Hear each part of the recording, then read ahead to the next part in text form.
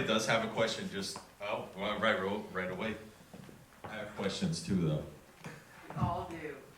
So I feel like as the movie went along, towards the end, it really came into its own with its storytelling style. And I was getting Scott Pilgrim versus the World vibes it's had, but even more expansive past that of just the video game thing. Yeah. Did you actually, as the writer, put in thought to each individual character kind of having their own storytelling style? Because I noticed she's the only character with an internal monologue. As he told his flashback, it was a certain way. Then it went to animation for somebody else. Yeah, so when I was writing it up, I wanted every character to have a unique voice and a unique presentation on the stage, because I wanted to incorporate a lot of different media in the story. The video game was all Nate's idea, so that's totally on him. But we definitely, when we were talking about it, wanted each of the characters to have their own feel and their own presence on the stage. Yeah. Yeah, and that a lot of it came together in the edit, but specifically Amy's character with the internal monologue, that was something from the very beginning that we just loved her basically being the main character of her own story. And so, yeah, we gave a lot of love and attention to each individual character's presentation for sure, yeah. Because if I was going to say, like, something, expand upon that, like, add more of that towards the beginning, because it happened so frequently in that third act that it was almost disjointed a little bit from the first act, where you were kind of only getting the few characters, so it was such a surprise. That 8-bit section was such a surprise, and so well presented, like, ridiculously so. Like, oh my, yeah, it was fantastic. So great job on that. So for the final edit, we definitely are going to try to incorporate a little bit more of that style into the front half. I actually edited the back half first because I wanted it to kill at the end, and so I worked my way back towards the beginning. I was a little tired when I got towards the beginning after a year of editing. But after this, for 3 months, I'm gonna pay some real love to that first half.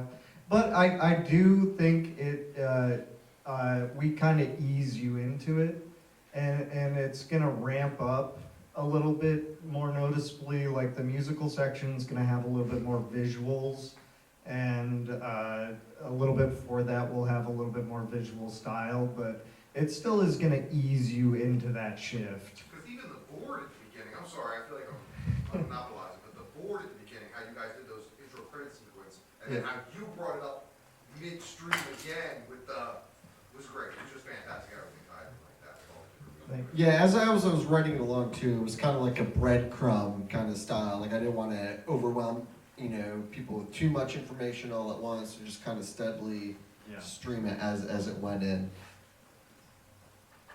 All right. So this is such a unique story. How did you come up with a Werebeard? And how did you get it literally from start to finish onto a screen? Well, Josh, thanks for asking. I'm here for you, buddy. Yeah, honestly, like everybody asked me this, and this was just kind of, I started my job at the federal government, and they always take forever to onboard you. So I had literally 2 months where I wasn't doing anything, I was just sitting in my office. So I actually sat down and was like, screw it, I'm gonna write a story. Nate and I at the time, we were streaming, and we were probably streaming to like 30 people at the time, and they always joke like, hey, you guys should make a movie, hey, you should make a movie, and Nate's like, if you write it, we'll produce it and we'll do it. And I was like, okay, sure, whatever. He didn't think that I was gonna do it, so I took about a month to write a 15-page short story, which was nothing like what we ended up putting on. Well, that's not true, not completely. So the story beats. Yeah, the story beats are there, but it's really not anything in particular. A lot of people ask me if it's like to symbolize the battle I have with my own beard every single morning when I wake up. No, my vision was a lot more puppets and a lot more penises along the way. We trimmed that stuff out. I don't remember the penis. More penises. You don't remember the prologue? We'll talk about There's it. still time. There's Yeah. still edits to be So made. there was some penises in the beginning. There was, yeah. We got rid of them. Mainly the world building. The scissors, the nunchucks. just the creature feature, so to speak, in general. That was kind of my vision, and then we went from there. Yeah, and then we passed it off to Spencer. Yeah, so they contacted me. I had have a bachelor's in writing, and do stuff like that. And they contacted me to write them a screenplay. I was like, yeah, I think I wrote a screenplay once. I can do that again, sure. Yeah. Yeah, and then I tried to bring both of their visions together onto screen and in the edit, in the direction, and we got so lucky with the actors we had, like the Werebeard, the actor you never see his face of. He knows kung fu and he's a crazy guy, and it was awesome. So the whole thing, I sold some Tesla stock and bought a Airbnb up in the mountains, and we just filmed it for a month, and it was super rad. So Can you go into detail on how awesome that Airbnb was? no.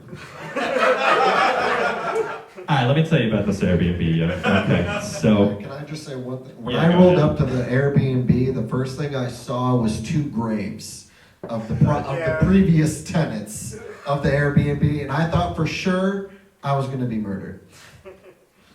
I think wasn't the first day, and this was before I was actually on set, but Axel, who plays Jack in the film, it's a giant bumpy mountain road, and he's in like this low-cut 1994 Chevy Cavalier. His tire fell off, so that was day one of No, filming. his engine exploded. Oh, my mistake. Something went bad. So that was the first day, and then we had nothing but problems. So we got this with the intent that we were going to kind of be left alone to our own vices to film and not have to worry about it. And we had the most nosy Airbnb host in the planet. She would not leave us alone. She had her groundskeeper up every single day, like, oh, you guys have 4 cars. What's going on in there? Like, Sandra, fuck off. Leave us alone. Let us make some studio magic, okay? And she was pretty much, we dealt with that just about every single day. And then we ran into some issues with filming. We kind of maybe put a few scratches on the wall, but we painted it. It's fine. She doesn't need to know about that. She'll never see this. We weren't supposed to talk about that. We weren't supposed to talk about that. We'll fix it in post, edit it out. All right. Did that answer your question? Any other questions? Hey, I had a few comments and I had a million questions, so you did answer a lot of the questions, but the comments were, I've seen so many indie films. This one made me laugh.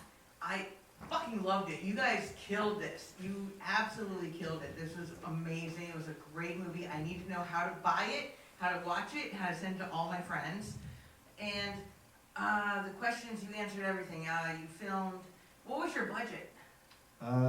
Yeah, so besides the Tesla stock, it was about 4K from Indiegogo funding, thanks our backers so much, and then about 8K from me, so like 10K total. And how can we finally get to watch this and bring it home and bring it to all our friends? Because this needs to be seen. This was really that good. Yeah, follow us on all the socials. Of course.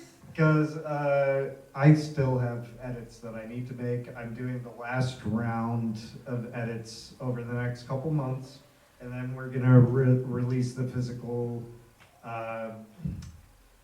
We're still figuring it out. We want it. Fall is the time for horror, right? So it might be this fall that we actually release it digitally and physically for everyone to buy. We're gonna still try to do all these events and get more people on board to see it. Yeah. Yeah, control. So I heard that you guys were actually gonna make a deadline.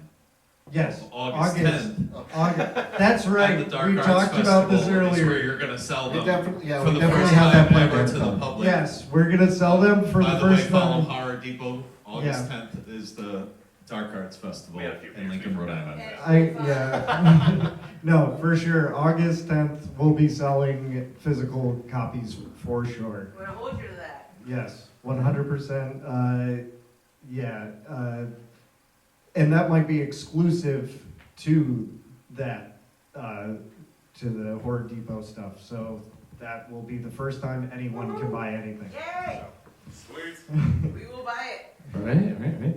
So first off, big applause to Adam for being here, Good job. and the other guy. Adam and the other guy. Adam, you will be signing the back of all your swag later, because it's just Adam and the other guy. Second of all, you and I asked you a question before about the actual costume, and you were giving me the background of that, about how you spray painted and did whatever, and I asked you, and about how you're about 7 inches taller than the other guy that was wearing it, and how that all worked out. So, figured go with that. Yeah. So our main Werebeard is about Matt's height. Brad's like 6'1", I'm about 6'3", so. Yeah. So it's surprisingly Jake, who's how tall are you, Jake? 5'8". Yeah, I 5'8". said about 5-6 inches. Yeah, it just pulls around the ankles and works, I guess. But so the main suit was pre-made. We bought it, but we spray painted it to our specifications because my mom, my amazing mother, Lucinda Barbour, she made the mask, and she did everything with the hair we bought and glued it all in place and really designed that mustache. And yeah, so the suit was to complement the mask mainly. And the other thing is that actually all that CGI and all that, the main video game thing that you actually coded. Yeah. So I had to actually program a game to function to do that whole sequence, which I had to learn how to do that in about a week because my deadlines were really tight. And I also had to learn Blender in about a week to do the mocap Elderbeard towards the end. And I sculpted the Elderbeard myself in Blender as well, and learned all that on the fly, which sucked. So It's a big learning curve. I'll give you that. It definitely is. It was so good. Right. Those were my questions I asked you beforehand. Thank you. I'm going to hand this back to Josh. The other guy. don't know if I need It's the other guy. The doppelganger. On the subject of the Dante, costume, the other guy. what was it like to wear that? I mean, I can imagine that it is either incredibly itchy and just sucks, or maybe it feels really nice. Yeah, they have it here. Maybe they can just wear it. So Yeah, they have it here. I want to say I think I probably spent more time in that suit than anybody else at this point. yeah, Pretty darn 'cause close, We so- filmed some stuff after the fact, and he's the main guy. Yeah. So at this point with my experience, I can tell you the worst time to wear it is right after somebody else has worn it. When you see like the big factory fight, that's actually me and Brad going back and forth because he is just an animal. He sweats up a storm. He's like working it. Most of my stuff that I'm doing in the suit, it's not nearly as acrobatic. So when he's getting out and I'm getting in, it's like covered in his sweat, and the lining on the inside is just super absorptive. So it's like you're sliding into a sponge of somebody else's bodily fluids. If you get into it when it's dry, it's really not that bad. Like wearing it outside right now, it's pretty cozy. I'm not gonna lie, it's well insulated, it's nice. But yeah, other than that, no. So basically, it's like the porn shoot on the first hour versus the 6th hour. I don't have any experience to speak to that, but yes, let's go. Let him wear Let's the go hat. with that. Put the hat on him. Let him wear the hat. I have to say, I'm surprised to hear that the gentleman with the most impressive beard had to wear a beard costume. I'm surprised that you didn't just let that be anyway. Yeah, I think that's something we get a lot, you know, where when we walk around, everyone's like, oh, you're clearly the star of this movie. I'm like, no, I didn't want to be in it. I had like a Stan Lee cameo in the first 10 seconds, but that's all I wanted. So that was pretty much that. Yeah. Matt can't act. Fuck you, bitch.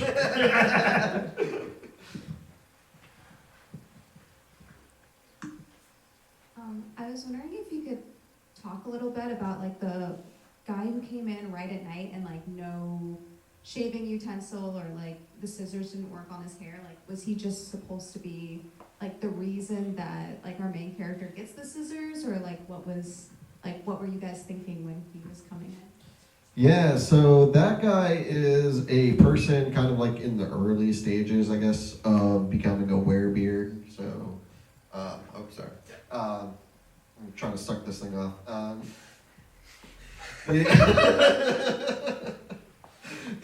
So that guy, like I said, is early stages of werebeard, so normal scissors aren't going to have any kind of effect on his hair, because at that point his hair is turning into the werebeard hair. And yeah, it was definitely a purpose to break our main character's scissors, so then he has to go out and find a new pair, and it just coincidentally happens to be the legendary scissors of Mustachio. Everything needs to serve a purpose. How long was the shoot, and what was the longest day? Okay, so how long was the shoot? We shot for what, 14 days, right? Yeah, I think Yeah. so, yeah, It was 14. about 2 weeks. So. Yeah, 14 days was the 14 end. days plus like 4 bonus days with just you and... Yeah, oh yeah, plus Yeah. what the motel scenes was a skeleton crew of just me, the cinematographer, and Axel.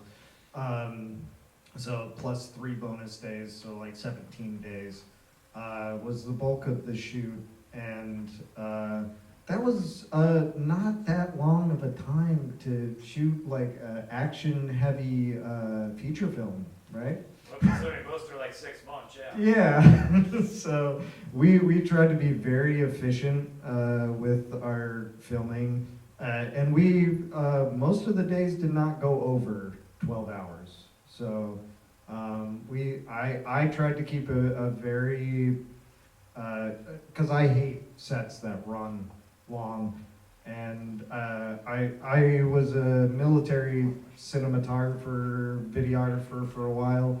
And like we'd be up at 4 a.m. and call the day at 4 a.m. So like 24-hour days, not good. So what was the longest day, and what was the longest scene that you did? Longest day, I mean, so we had an issue with the first factory scene. I'm not blaming anyone, but we got there at 6 a.m. and they were like doing stuff there that affected sound. Like working, they were actively working. Actively working, yeah, where we needed to film, so we could not film. And so we had to call for day and just say, hey, people, try to sleep. We're getting back together at 10 p.m. And then we filmed until about 7 a.m. That was probably the hardest day. I don't recall the longest I day. think that was probably Wait, which scene was that? That was the factory. That was, Factory, okay. yeah, I so got you, okay. so the whole thing with the mad scientists and everything, Right. we were all on like no sleep. Right. That Started entire, 10, yeah. You're going from first shift to third shift, I got you. Yeah. Yeah, that was the last shot. One of the last shots too was the scientist coming down the steps and. Yeah. Mm. Yeah. It was tough. Yeah, I think with the factory scene, it's important to note, so we're filming that out of a brewery, and behind the brewery that we're in, there's a Zumba studio. Oh, And they start at 5 in the morning, and all of a sudden you just hear this boom, boom, boom, boom, boom, boom. This bass kicks in. And I'm like, oh my God, it's happening. I'm dying right now on set. And then we're like, oh, no, we gotta change the frequency because there's the goddamn Zumba studio right behind us. So that was kind of the, oh hey, we need to wrap this up like super fast and get out of here. And Spencer, we put like toxic material on Spencer. I was actually covered in poison. Yeah, the goop was making his hair fall out. That's gonna ask you what the goop is made of.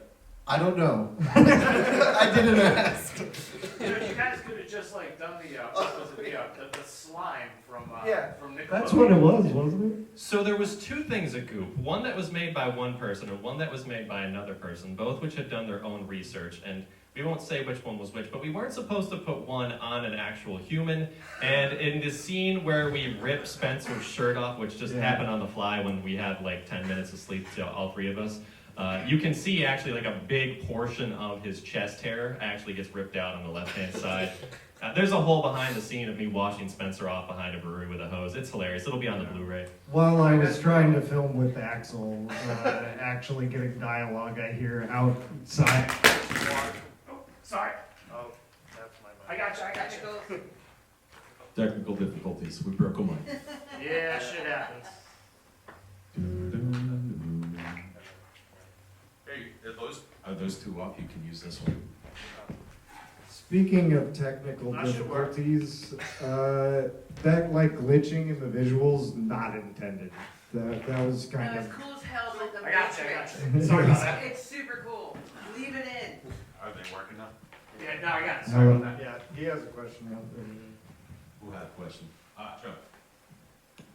I'm glad you brought that up, because I was gonna ask you from an editing perspective, because there was at least once That it where looked what, cool. where Yeah. it looked intentional because it was shifting between two Yeah. subjects of the same like tense moment. So Yeah. I didn't know if it was something that had been intended and maybe. No, that was totally a weird technical difficulty. I have no idea what that Yeah, was. I have never seen that before.